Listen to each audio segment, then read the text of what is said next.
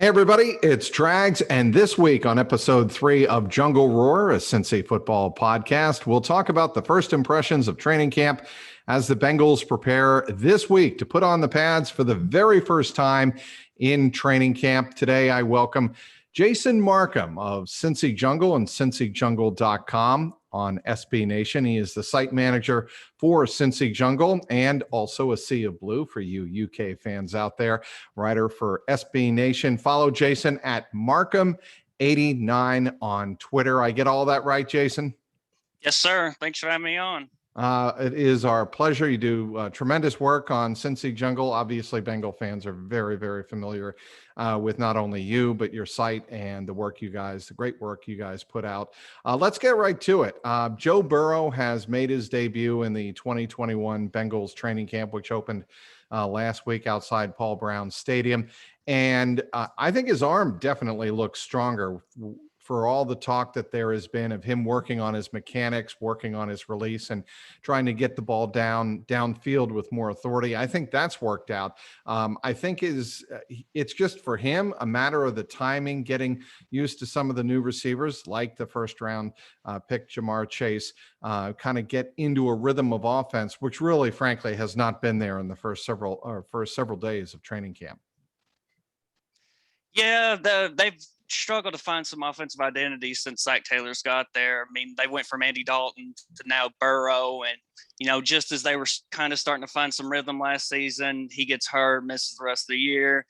The ACL recovery, I mean, he was able to do some light throwing this offseason, but he wasn't able to go full, like a lot of quarterbacks do with their receivers. So, and even though he has some chemistry with Chase, I mean, this is an NFL offense. This is a different animal. So they've still got to get that, NFL chemistry down.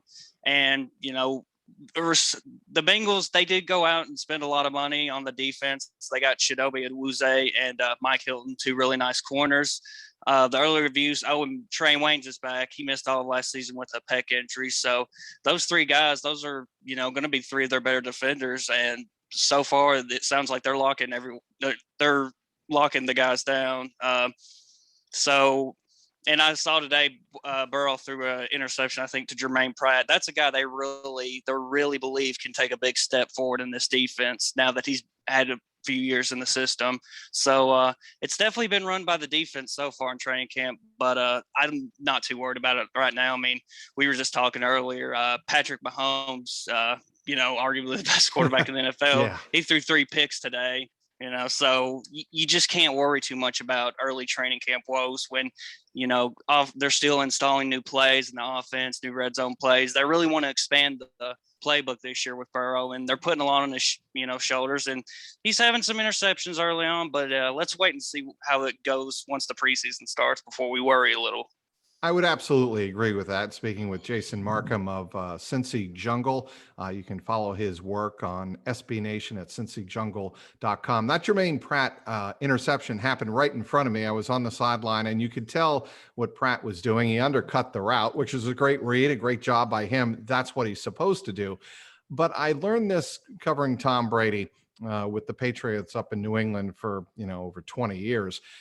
Quarterbacks will try throws in training camp that they wouldn't necessarily try in the regular season or even preseason for that matter, but especially in the regular season because they want to know if they can complete it. Is that a look that if I see it in the game, I don't want to throw it over the middle? It was intended for Ja'Marr Chase. As a matter of fact, it was a crossing pattern, and Pratt just undercut it. And that is, a teaching moment, if you will, for quarterback and a head coach like Zach Taylor, who, as we all know, is also the offensive play caller, to sit down in the film room and go, okay, what did you see? Did you pick up Jermaine Pratt, or did he come out of nowhere? And is that something you need to be aware of in a regular season game, right? I mean, that's what, that kind of situation, it's a teaching moment, Jason, for both the quarterback, Joe Burrow, and head coach Zach Taylor. Absolutely. And to Pratt's credit, he was briefly a safety actually at NC State. So he's actually been a defensive back.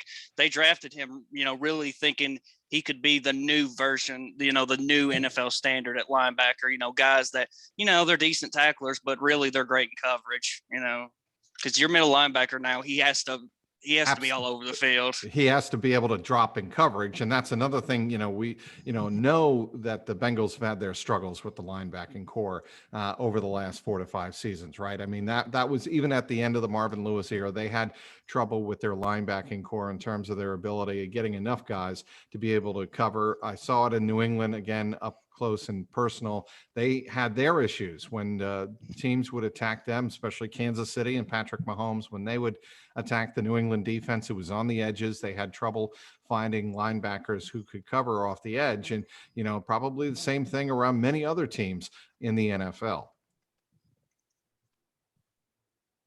I mean, don't you think? I mean, that's definitely the case. Oh yeah, for sure. And what I've seen so far, not only of Jermaine Pratt, he's been very active, but Logan Wilson spoke to us on, I believe it was Saturday. He talked about, the communication that is really coming together nicely among the linebacking core. And I think it's a good example that I think this defense is going to be a lot more active and it's going to be a lot more versatile. And it's up to Lou Anarumo, the defensive coordinator, to really put all the pieces together. I think very quietly, he is much more excited about this defensive unit. If they can all stay on the field. Trey Waynes missed practice on Monday with a slight hamstring strain. Zach Taylor said afterward, it's not a big deal, doesn't expect him to miss much time whatsoever. But if they can get all of the guys together on the same page, Mike Hilton spoke to us on Monday. He is somebody that every Bengal fan knows what kind of impact he was off the slot corner blitz with the Steelers. Maybe we'll see some of that same impact here in Cincinnati. I think a lot of Bengal fans would love to see a more aggressive defense from Lou Anarumo this year.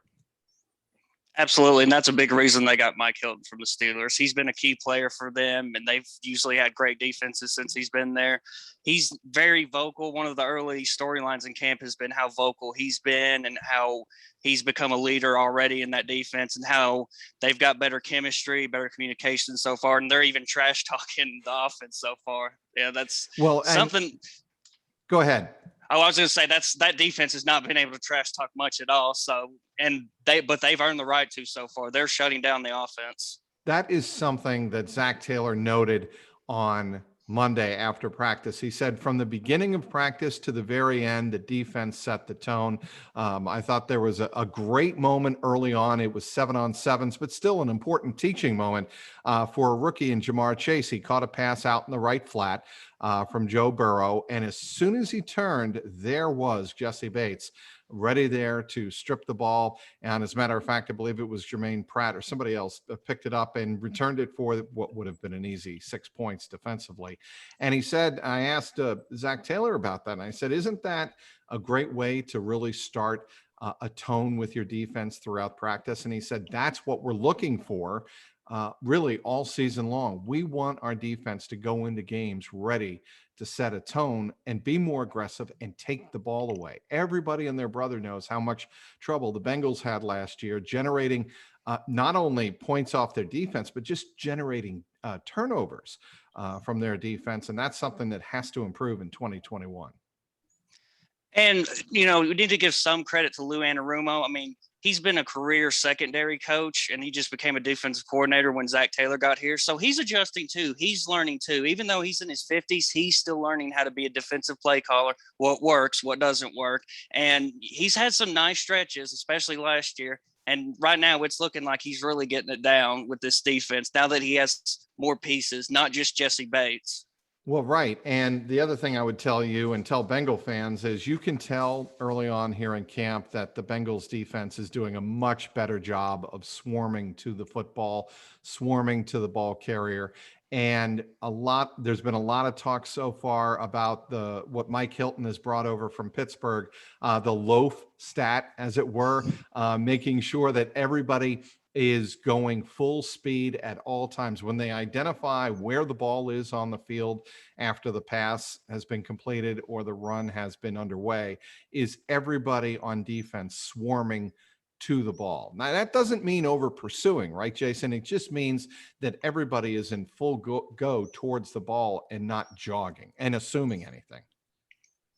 Absolutely. And back when Palmer and Chad were at their prime in 2005, 6, 7, the Bengals defenses, in terms of yards allowed, they were ranking, in the 20s, sometimes 30s, but they were forcing a lot of turnovers. And with the offensive firepower they had, that allowed them to win, scoring, 40, 50 points a game. And maybe that's what we'll see with this kind.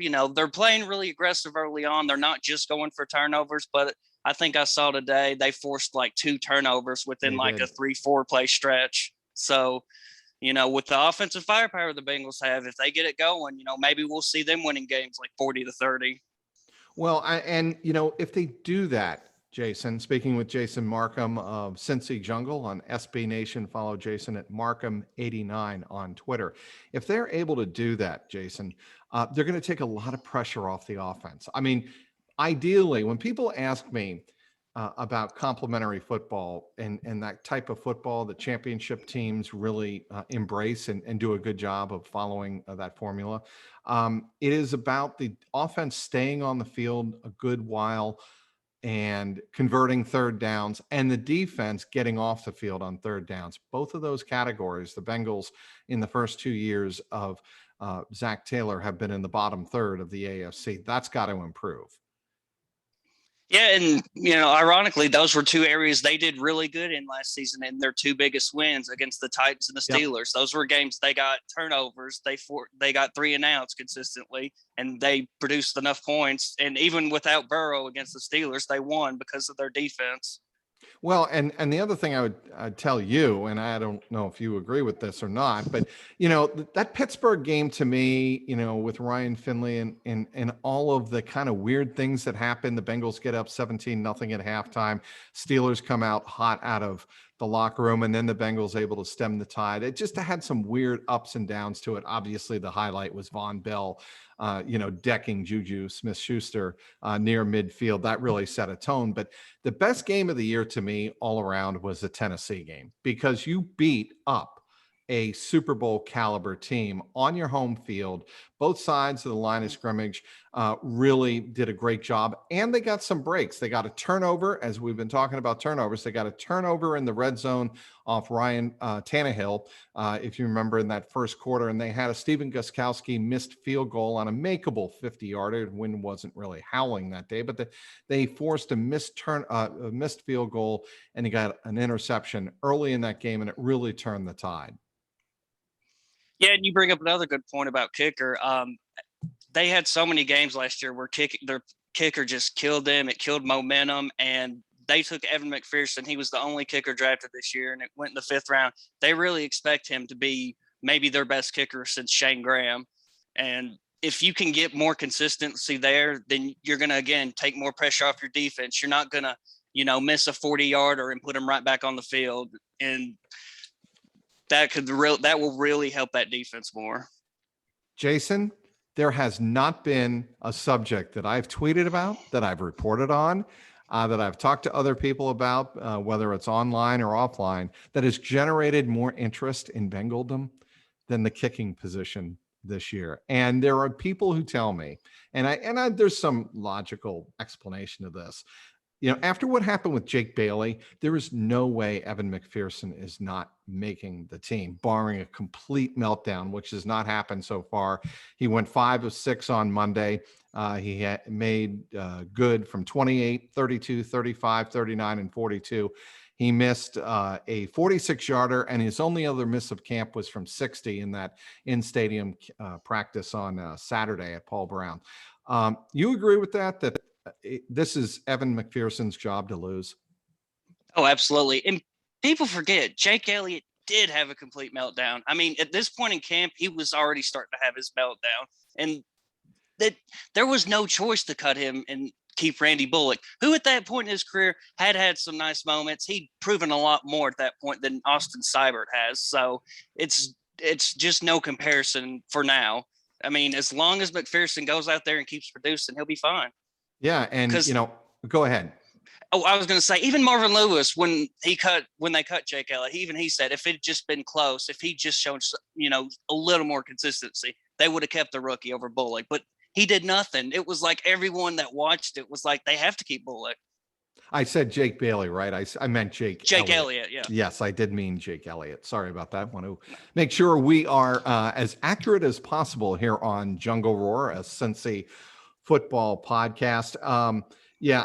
Austin Siebert, both of them look good on kicks. I asked special teams coach Darren Simmons on Monday whether or not the kickoff game might impact whether or not the two kickers, if they're close coming down the stretch, who would make the roster, who wouldn't. And he said, not, it factors in, but look, we're looking for guys who can convert and put points on the scoreboard. That's by far and away the number one priority of our kicker.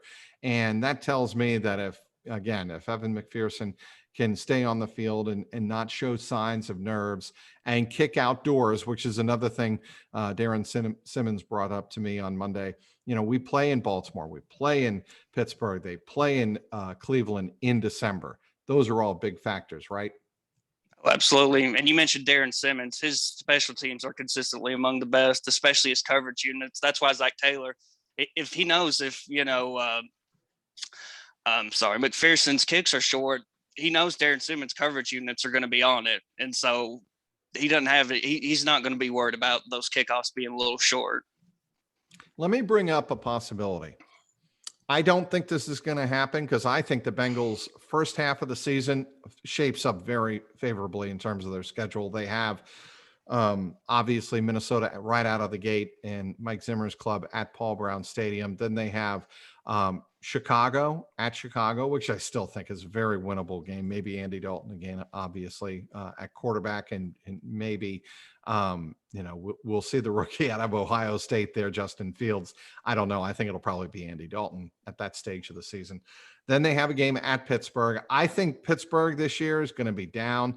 I think that's a winnable game for the Bengals. I think they're going to want to make a statement in the division, their first division game. They definitely want to make the statement.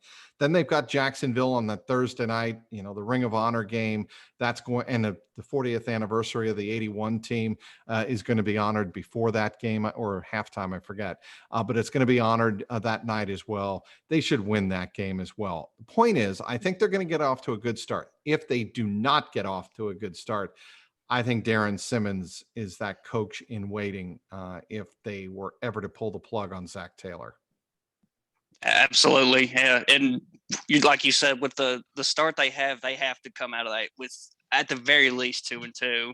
I mean, they start getting, they can't start like they have these last couple of seasons under Zach. They have to have more than 3-4 wins when they get to the bye week. Oh, there's no question. I mean, I think they could be 6-0 going into Baltimore.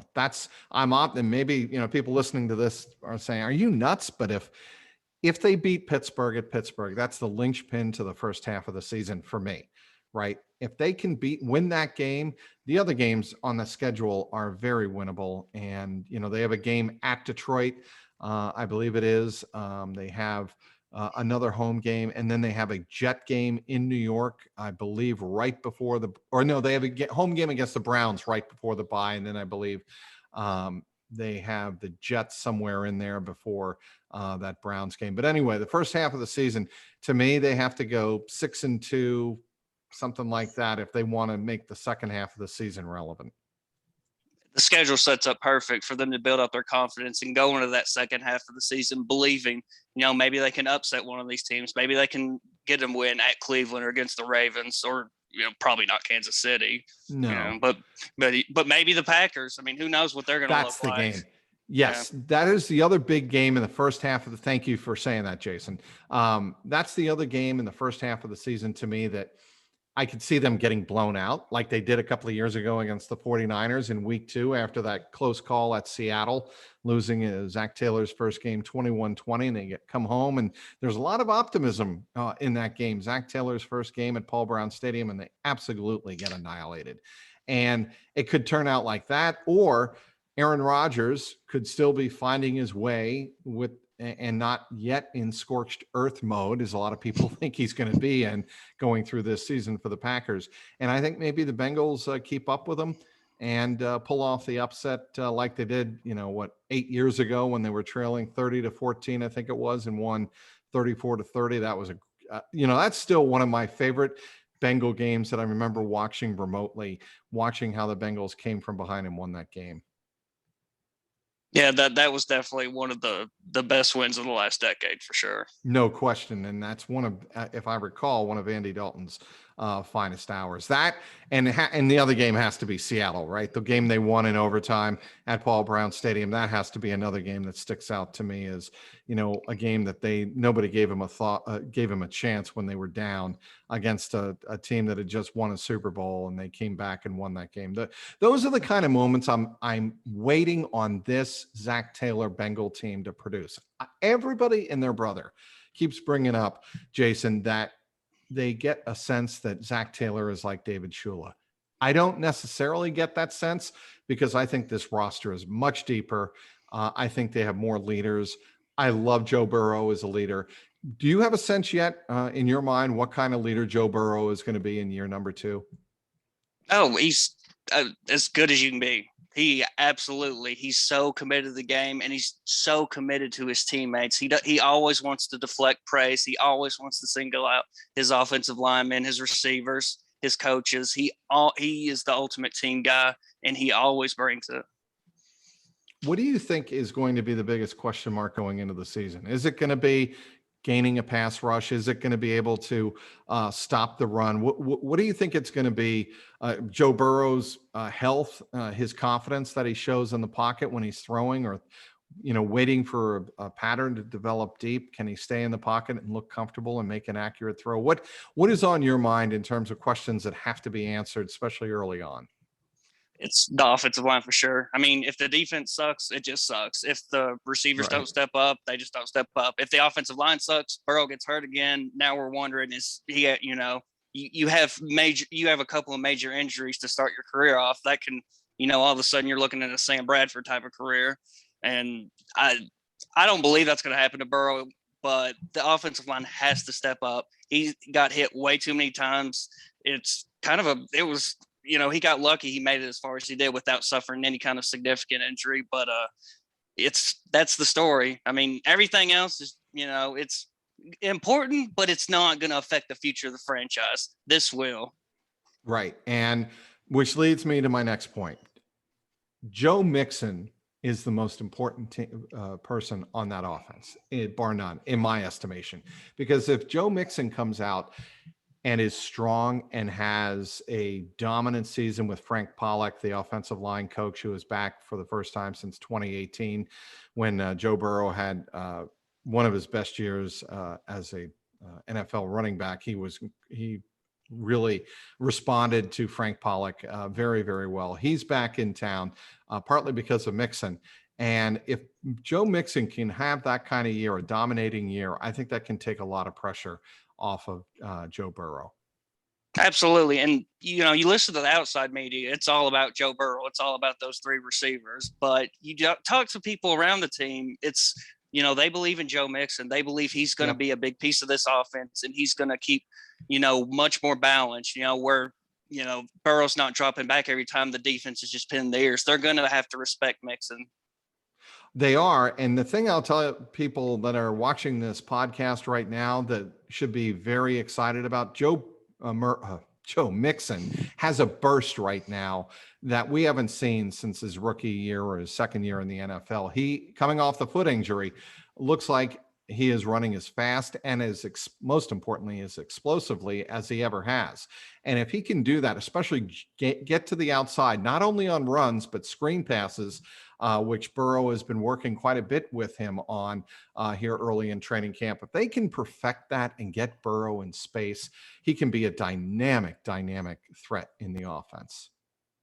And Mixon loves Pollock. He has all the faith in the world in Pollock. And you're seeing that because he's hitting these holes with more speed instead of thinking, oh, I'm going to have to juke a guy here. I'm going to have to juke a guy there. He's hitting these holes knowing they're going to be open and I can get to daylight. So we were speaking on Monday today as we record this with the man who believes this team, why not us, going to the Super Bowl and winning it all in 2021. CJ Uzomah, of course, he's coming off that Achilles injury in week number 2 against the Browns last year. He says, I'm 100% once the doctors told me that. I was ready to go and happy. And, he sounded so optimistic on Monday.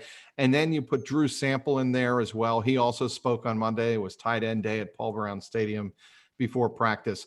Both of them said, if we give Joe Mixon a sliver of daylight, that's all he needs. And it was almost as if it was this sigh of relief, Jason, that, they don't have to hold their blocks for two full counts, two seconds. If they just get in the way of an on-rushing edge, they can give Mixon the space he needs to break loose. Oh yeah, we've seen it throughout Mixon's career. He's, played behind some pretty bad offensive lines, and he'll make 2 or 3 guys miss in the backfield just to get 2 or 3 yards. And now when he's making those guys miss, he's gonna be getting 10 to 15 yards. Yeah, and you know what, Jason, you remember the run last year against Jacksonville? That might be his best run of the year last year, right? I mean, he had a safety who was, in theory, as fast as he is, as quick as he is, and he made one juke and then sidestep to his right, and he was in the end zone. That's the potential of Joe Mixon in open space. That's why, myself included, among other observers of this team early in training camp, when we see Joe Mixon getting the ball in the flat, clearly the Bengals see what we see and what all fans see. If you get Joe Mixon in space, he can do big time damage. And I'm not, for one, worried about his attitude. He hasn't spoken to the reporters yet. That'll come when it comes. Corey Dillon obviously wasn't, great with the media. He didn't have a great media rapport all the time. But Joe Mixon looks like he has a great rapport with his teammates. And to me, that's a big deal. Absolutely. And unfortunately, with the offensive line being so bad recently, we've not got to see Mixon or Giovanni Bernard when he was. I mean, Bernard was one of the better pass catching backs in the NFL, and we hardly ever saw them throw to him because they always had to stay back and help the offensive line. They had to help chip someone. They didn't get to run passing routes enough. And now hopefully Mixon will get to do that. 2 things. I think you're going to see a lot of outside zone runs for Mixon because he has the quickness to get outside and take advantage of that, mobile offensive line strategy that I think we're going to see from Frank Pollock. And you're going to see a lot of bootlegs. You're going to see a lot of misdirection to try and get not only Mixon in space, but get Burrow a clean area around him. And that doesn't necessarily mean offensive linemen have to be in front of him, but just get him to a point where he doesn't have people in his face, so he gets a clean look down the field. I think that is going to be a big part of the Zach Taylor offense this year. Absolutely. And again, they have guys that they believe are going to step up. They believe that Jonah Williams at left tackle, he's going to have a big year. And they believe in Riley Reef, who he helped block for Dalvin Cook to have some great seasons in Minnesota and then in Detroit. His name forgets me. That's all right. Yeah. But I'll tell you somebody else that, I think the Bengals are in a good position in their offensive line that they weren't necessarily.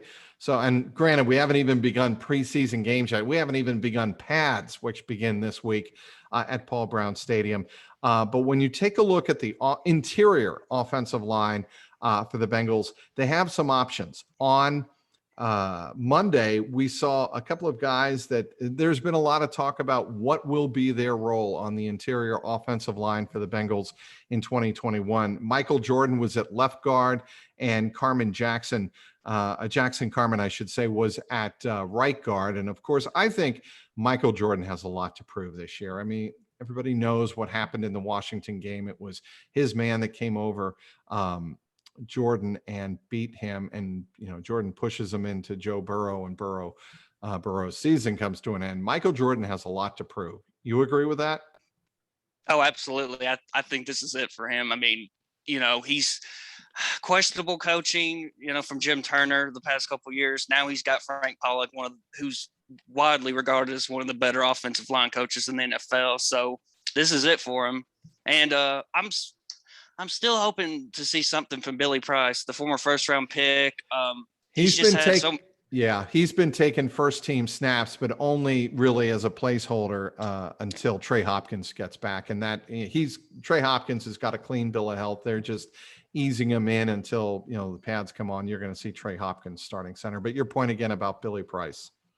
Oh, he's just had injuries ever since he came. I mean, he tore his pec leading up to the NFL draft. Then he had the foot injury mid-season. Then he had plantar fasciitis the next season, and then he's been being coached by Jim Turner the last couple of seasons, which it just seems like everyone just didn't do good under him. Well, yeah, it'll be good to see what a full healthy year under Pollock Billy Price can do. That's something I want to see. Well, and if nothing else, Jason, it gives the Bengals some depth along the offensive line, a luxury they haven't really been able to afford in the last couple of seasons. Every team has depth, but it's the quality depth of a guy that you can, plug into a hole and have a decent amount of confidence that this guy has the experience, the knowledge to play that position and come in and really not miss a beat. Of course, the guards, I think, barring injury will start the season are Quentin Spain, and I think Xavier Suafilo. I think those two guys are going to be the guards to start the season on the offensive line. Yeah, and those are two quality veterans. I mean, Spain showed some flashes last year, and he came in mid-season, so it will be really nice to see what he can do again. Full year under Pollock, know the system, get some. He already has some chemistry with his linemen. Now he's going to have a full year of it. If everybody stays healthy, Jason Marcum of SB Nation and CincyJungle, if everybody stays healthy reasonably so, Joe Burrow stays upright, what is the ceiling in win totals for the 2021 Bengals? I'm thinking 9-8. I feel like the first half of the season, it sets up well for them to get to the bye week with a winning record. Gets a little more difficult the second half, but again, they've built that confidence. They've got they've got a lot of moving parts that are gonna, they still need to build chemistry together. And hopefully by then they've gotten to a point where they can pull some upsets. Maybe win that last game at Cleveland. Well, and a lot of those games at the end of the season, you just don't know what teams like that are going to be playing for. If they're going to be playing for home field advantage, playing for the division, playing for seeding, you just don't know. The two games that I want to know in the first half, how do they respond? At Pittsburgh in week number 3 and home to Green Bay, I believe it's week number 6. Those two games are going to tell me what I need to know early on about these Bengals and what kind of character they have. And if they come out of that with maybe a split, or if they even sweep those two games, I actually think this team is talent-wise capable of winning 11 to 12 games. And people are, a lot of people are going to laugh at that. But it's funny what a little momentum will do to a young team that's got talent and has a quarterback like Joe Burrow can do if they get on a roll early in the season. It really is going to hinge on that to me. In a way, it kind of sets up like that first season with Andy Dalton and AJ Green when, they were widely projected to be, the worst, tops, if not the second or third worst. Yeah. And they had what turned out to be a tremendous first half of the schedule. Teams like the Colts without Peyton Manning when he was hurt, a lot of rebuilding teams, and it gave them the confidence to go into that second half and get the wins they needed to get to 9 wins and make the playoffs. Well, it's been a pleasure, Jason. I really appreciate you joining me here on a Jungle Roar, and I'll be following your stuff on SB Nation for sure. You can follow Jason Marcum on Twitter at Marcum89, MARCUM 89. Of course, he does great work for covering the Bengals for SB Nation, CincyJungle.com. Most of you already follow him and know that site like the back of your hand. He also is a proud member of A Sea of Blue. You want to talk about the Sea of Blue real quick and what you're expecting this year for UK? Yeah, running that site too. Kentucky football, they're, for the first time in forever, they're consistently producing NFL players every year, NFL draft picks. And that's one of the biggest reasons why they've,